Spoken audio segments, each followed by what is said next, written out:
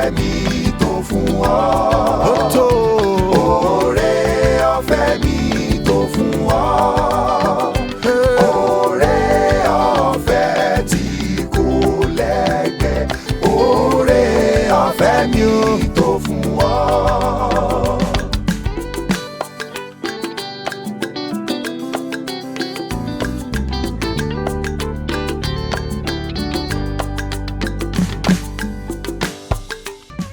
Oore ọ̀fẹ́ mi tó fún ọ.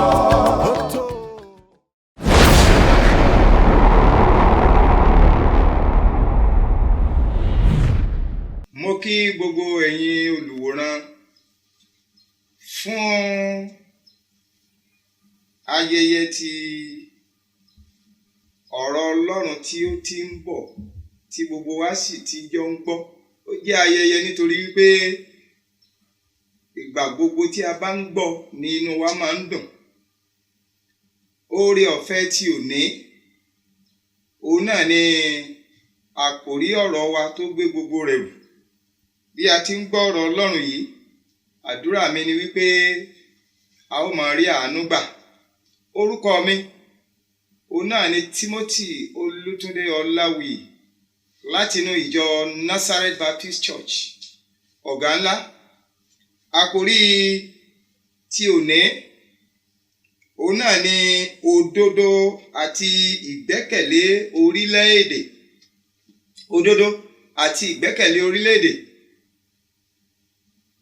Níbi tí Bíbélì wa tí a ó ti gbéyẹ̀wò òun náà ni ìwé òwe orí 14 ẹsẹ̀ 4:30.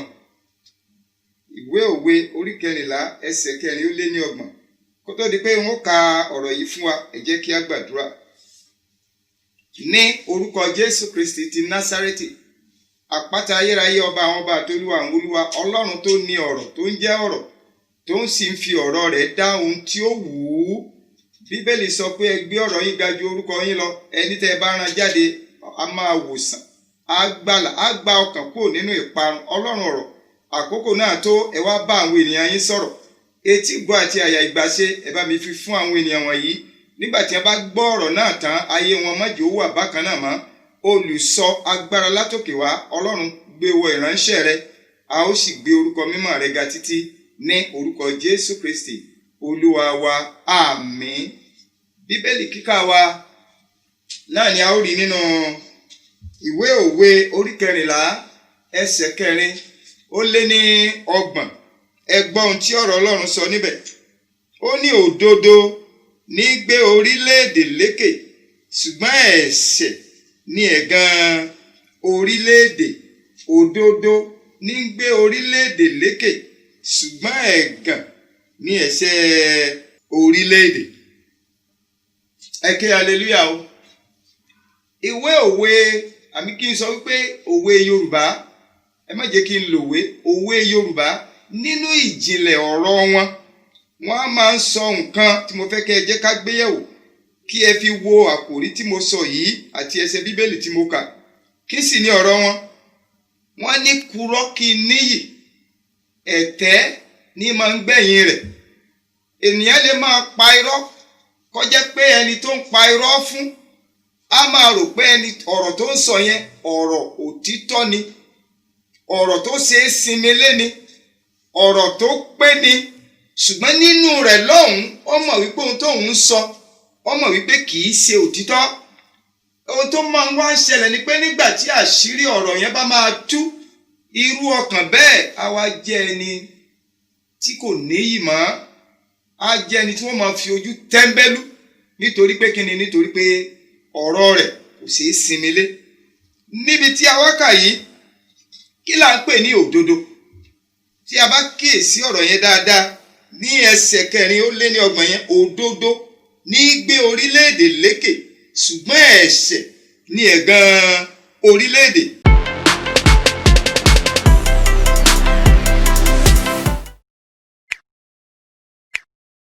Kí là ń pè ní òdodo?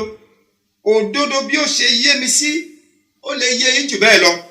Ṣùgbọ́n bí ó ṣe yé mi sí ni wípé ó jẹ́ ohun tá a lè pè ní àìṣẹ̀tàn.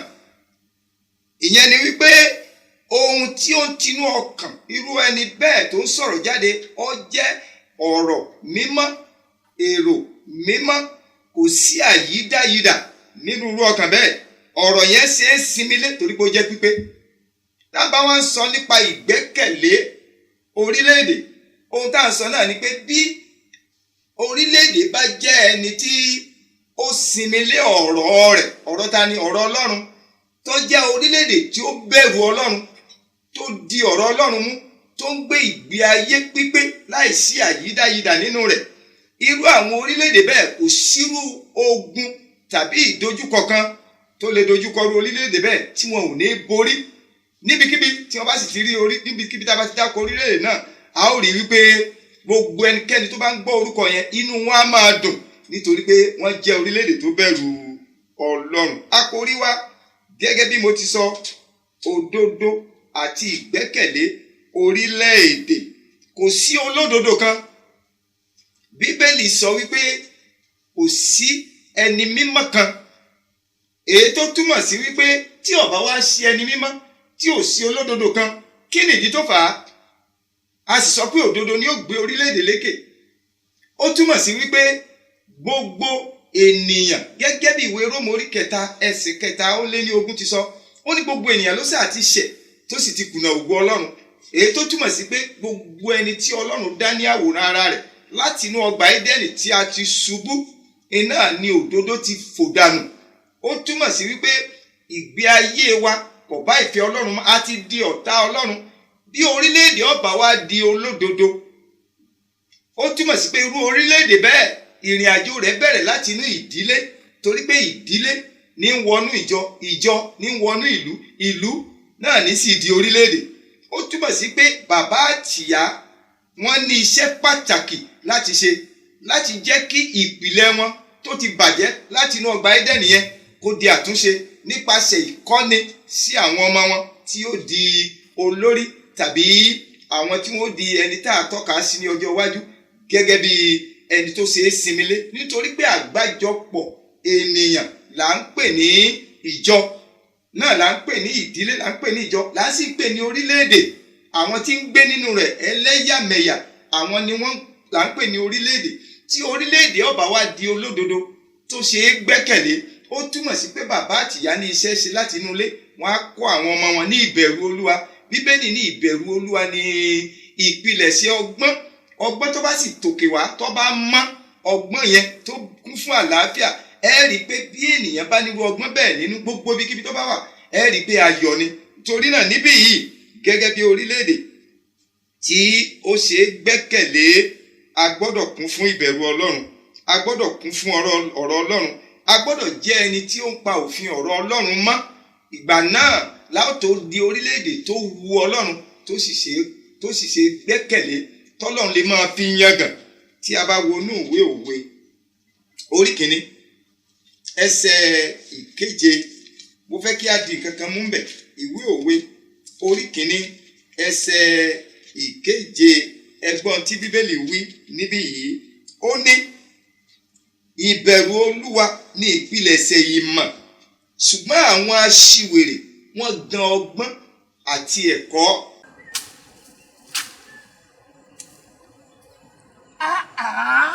Irú ayé wo wá lè ní wáyé? Àdìsá. Láì oko àgbàdo mi òkè ọ̀hún, òun náà kọ́ kò gbójú báyìí lọ. Ní ìrètí tí n bá débi ọ̀pẹ òyìnbó, òun náà máa gbó, ó máa kó lọ́jà láti lọ sọ́ta. Ayé ìṣú mi. Àdìsá, gbogbo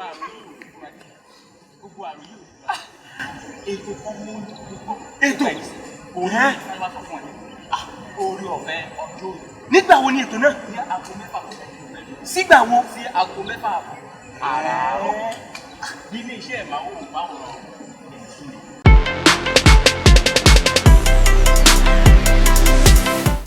Ìbẹ̀rù Olúwa ní ìpilẹ̀ṣẹ̀ ìmọ̀. Bí ènìyàn bá kọ́ ilé rẹ̀ láti ìbẹ̀rẹ̀ pẹ̀pẹ̀ pẹ̀lú ọgbọ́n Ọlọ́run tó sì mú ìmọ̀ ọ̀rọ̀ Ọlọ́run tó fi tì í, ẹ rí i pé irú ìdílé bẹ́ẹ̀ yóò dúró. Tí wọ́n bá wọnú ìjọ, tí wọ́n tún gba ọ̀rọ̀ Ọlọ́run kún èyí tí wọ́n ti mọ̀, ẹ rí i pé wọ́n di alágbára. Tí wọ́n bá kúrò nínú ìjọ, tí wọ́n bá wá lọ sílùú, níbi iṣẹ́ ni wọ́n wà ní, nílé ìwé ni wọ́n wà ní, iṣẹ́ oúnjẹ òòjọ́ ni, ẹ rí i pé wọ́n ó jẹ́ ìmọ́lẹ̀ níbikíbi tí wọ́n bá wà, nítorí pé ọgbọ́n ìmọ̀ ọ̀rọ̀ Ọlọ́run tí wọ́n níyẹn, òun náà ni yóò gbé wọn ró, òun náà ni yóò máa ṣe atọ́kùn wọn. Nípa bẹ́ẹ̀ wọ́n á ní ìgbẹ́kẹ̀lé nínú Ọlọ́run, Ọlọ́run gangan yóò ní ìgbẹ́kẹ̀lé nínú wọn. Ibikíbi tí wọ́n bá wà, ẹ ó rí i pé kò sí àní-àní, dandan ni ibẹ̀ ó ní láti dára. Ìdí ni pé kò sí èrò kan tí wọ́n lè gbé wá síwájú irú ọkàn bẹ́ẹ̀ tó jẹ́ pé tí ó bá bá ìfẹ́ Ọlọ́run tó lè gbà wọlé, ṣùgbọ́n á jẹ́ ẹni tí ó máa tọ́ni, tí ó máa kọ́ni nínú àwọn ìrírí ohun tó ń ti ní nípasẹ̀ ọ̀rọ̀ Ọlọ́run. Nípa bẹ́ẹ̀ ẹ rí i pé kò ní já sí aṣiwèrè, gẹ́gẹ́ bí ọ̀rọ̀ Ọlọ́run ti wí, kò ní máa gan ọ̀rọ̀ Ọlọ́run. Ẹni tí kì bá gan ọ̀rọ̀ Ọlọ́run, òun náà lẹni tó ní ìbẹ̀rù Ọlọ́run, ẹni tó gbẹ́kẹ̀lé Ọlọ́run, ẹni tó mọ̀ wípé bí ayé àtọ̀run bá kọjá gẹ́gẹ́ bí ọ̀rọ̀ Ọlọ́run, ohun tó Ọlọ́run sọ yẹn dandan ni yóò wá sí ìmúṣẹ. Mo gbàdúrà lórúkọ Jésù Kristi, gbogbo ẹ̀yin ọkàn tó ń gbọ́ mi yìí, ìbẹ̀rù Olúwa tí í ṣe ìpilẹ̀ṣẹ̀ ọgbọ́n yẹn, ọgbọ́n Ọlọ́run látòkè wá, Ọlọ́run yóò fi fún yín. Nípa bẹ́ẹ̀ ẹ lè jẹ́ ẹni tó ṣe é yangàn níwájú Ọlọ́run. Ẹ kún fún òdodo, ẹ sì gbẹ́kẹ̀lé Ọlọ́run pẹ̀lú. Ta lòdodo?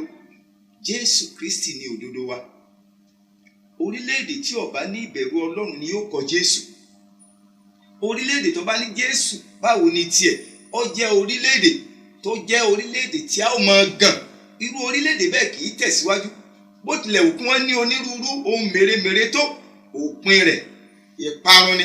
Ṣùgbọ́n ẹnikẹ́ni tó bá ní Jésù Kristi, irú ọkàn bẹ́ẹ̀ náà ni òdodo ń gbé nínú rẹ̀, nítorí ò sí òdodo kankan nínú ènìyàn. Bíbélì tiẹ̀ sọ pé kò sí ẹnìkan lábẹ́ ọ̀run yìí tó pé, ṣùgbọ́n ẹnikẹ́ni tó bá ní Jésù Kristi, òun náà ni yóò jẹ́ olódodo, nítorí pé òun ni òdodo wa. Nípasẹ̀ rẹ̀ la fi lè rí òdodo. Òun nìkan ṣoṣo ní ẹni tí a dá láwòrán ènìyàn tí kò dẹ́ṣẹ̀ títí tó fi parí eré ìje rẹ̀. Gbà á lónìí kí o lè yè. Olúwa yóò ràn ọ́ lọ́wọ́.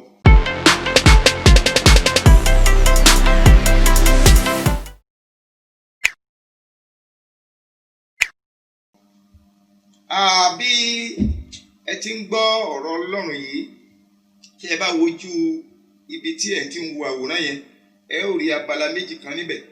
Ìkan ń tọ́ka sí ibi tí ẹ ní láti fi ìka tẹ̀. Ìyẹn ni pé tẹ́ ẹ bá ti ń fi ìka tẹ̀, lóde òyìnbó wọ́n pè ní subscription. Ìyẹn ni pé ẹ ti darapọ̀ mọ́ wa nìyẹn. Gbogbo bí ètò yóò ṣe tún máa tẹ̀síwájú nírú àkókò yìí, ẹ máa bá wa nípìn nínú rẹ̀. Èyí tó wà ní abala kejì yẹn, òun náà tó fi àwòrán aago yẹn hàn, ẹ fi ìka yín tẹ̀ ẹ́ síbẹ̀. Èyí tó túmọ̀ sí wípé ní ìgbà tí ètò yóò bá tún máa tẹ̀síwájú ní àkókò kan náà, aago yìí ni yóò máa rán yín létí, lẹ́ ó fi mọ̀ wípé àkókò ti tó láti tún jẹ mọ̀dùnmọ́dùn ti ọ̀rọ̀ Ọlọ́run tí abẹ́ oore ọ̀fẹ́ tòní. Olúwa yóò ràn yín lọ́wọ́. Ẹ jẹ́ kí a gbàdúrà. Àpáta ayérayé, ọba àwọn ọba àtolúwa àwọn Olúwa gbé orúkọ mímọ́ yín ga o. Ọ̀rọ̀ yín ti jáde, àṣẹ sì ti tẹ̀lé, nítorí pé ọ̀rọ̀ yín ìyè ni, ẹ̀mí sì ni. Bàbá, mo wá gbàdúrà ní orúkọ Jésù, gbogbo etí tó gbọ́ yìí ẹ ó yè lórúkọ Jésù Kristi. Ẹ ò ní dẹni ìparun. Àánú Ọlọ́run tó ti ń wá yín bọ̀ yóò pàdé yín nípasẹ̀ ọ̀rọ̀ rẹ̀. Mo gbàdúrà lórúkọ Jésù, ẹ ó ṣe rere. Kí Ọlọ́run kó lè gbẹ́kẹ̀lé yín, ẹ nílò òdodo Ọlọ́run, ẹ̀mí mímọ́ yóò fi fún yín. Jésù náà ni òdodo náà, àti gbà á fi ṣe olùgbàlà ọkàn yín yóò rọ̀ yín lọ́rùn. Mo dúpẹ́ nítorí pé Olúwa ti gbọ́. Ògo ni fún orúkọ Olúwa, ní orúkọ Jésù Kristi Olúwa wa. Àmín.